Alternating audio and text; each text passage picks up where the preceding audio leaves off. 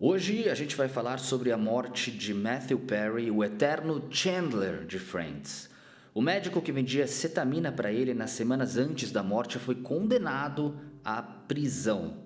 Fica comigo até o fim, porque além dos detalhes da sentença, a gente vai falar também sobre os outros nomes envolvidos no caso e o que isso diz sobre a forma como a indústria trata a saúde mental de celebridades.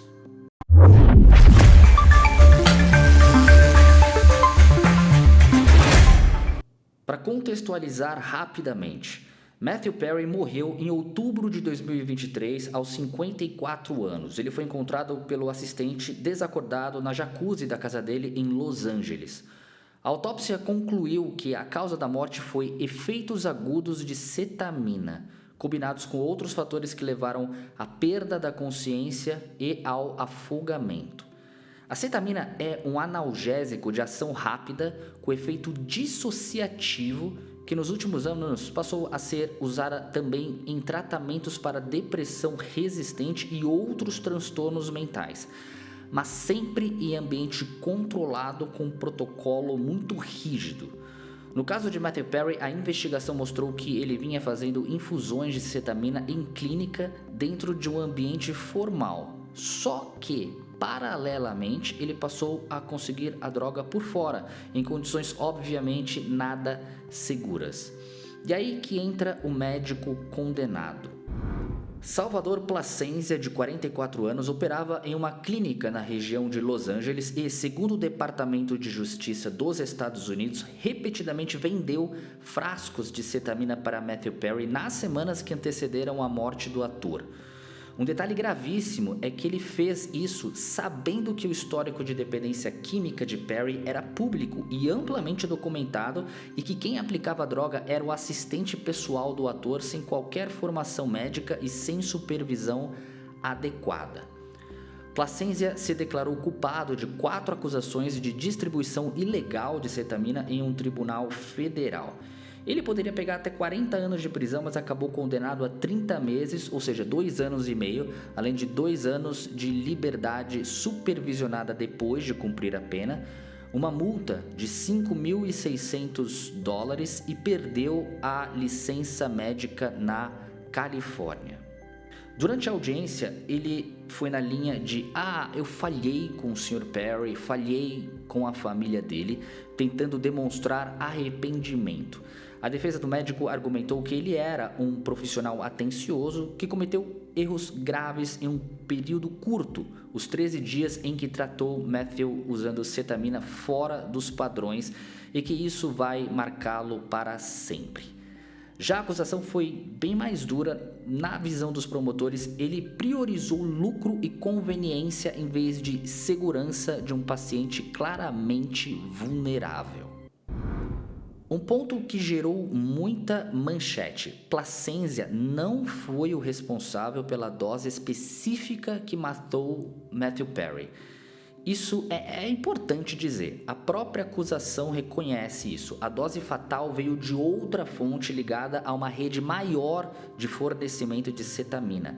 Então ele está indo para a prisão por ter vendido um medicamento controlado de forma ilegal, fora de protocolo, ter fornecido um padrão de uso arriscado em um paciente com histórico pesado de dependência e ter permitido que a administração fosse feita por alguém sem treinamento. Ou seja, ele pode não ter dado o último passo da tragédia, mas ajudou a construir o cenário em que essa tragédia aconteceu. E essa é só a primeira sentença do caso. Existem ainda 4 acusados que já se declararam culpados e aguardam a própria punição. O médico Mark Chaves, que também teria vendido cetamina para Perry, o assistente Kenneth Iwamasa, apontado como quem aplicava as doses, o intermediário Eric Fleming e Jasmine Sangha, apelidada pela imprensa de Ketamine Queen, a rainha da cetamina, ligada ao fornecimento da droga que de fato causou a morte do ator. Todos esses nomes já admitiram algum grau de responsabilidade dentro do processo e ainda vão ser sentenciados. Ou seja, a condenação do Dr. Placenzia é só o primeiro capítulo judicial depois da morte de Matthew Perry. Aqui vale a gente fazer uma pausa e olhar para o quadro maior. Por um lado, a cetamina surgiu nos últimos anos como uma esperança real para pessoas com depressão resistente quando usada de forma séria, controlada em um ambiente clínico.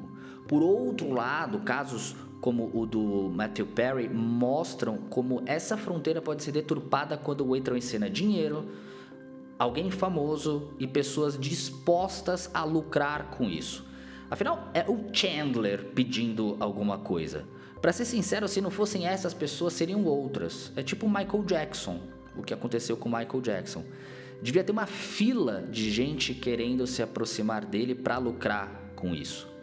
Agora, um médico não pode ignorar o histórico de um paciente, principalmente quando esse histórico envolve décadas de luta contra a dependência. Eu acabei de ler o livro que ele lançou poucos meses antes de falecer, o Amigos, Amores e Aquela Coisa Terrível, lançado nos Estados Unidos em novembro de 2022. Eu terminei tem umas 2 semanas, é um livro meio que de memórias, meio que uma autobiografia, e é duro saber que uma pessoa que fez tanta gente dar risada sofrer intensamente por dentro por décadas. Depois da morte, a família de Matthew Perry criou uma fundação voltada justamente para apoiar pessoas que lutam contra a dependência, financiando a pesquisa, tratamento e suporte.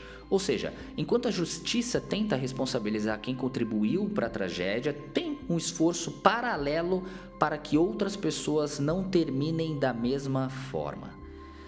Eu sou um fã incondicional de Friends. O Chandler, sem dúvida, era um dos personagens mais engraçados da série.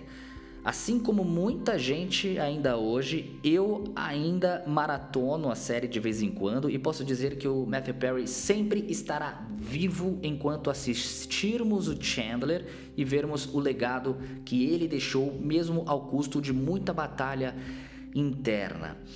Comenta o que vocês acham aqui embaixo, eu quero saber muito a opinião de vocês sobre esse tema, particularmente quando uma história como essa gira em torno de uma celebridade. E é isso, bora continuar assistindo Chandler e Friends e dando risada como poucos personagens e séries conseguiram fazer. Galera, compartilha e curta o vídeo se gostaram e até o próximo vídeo.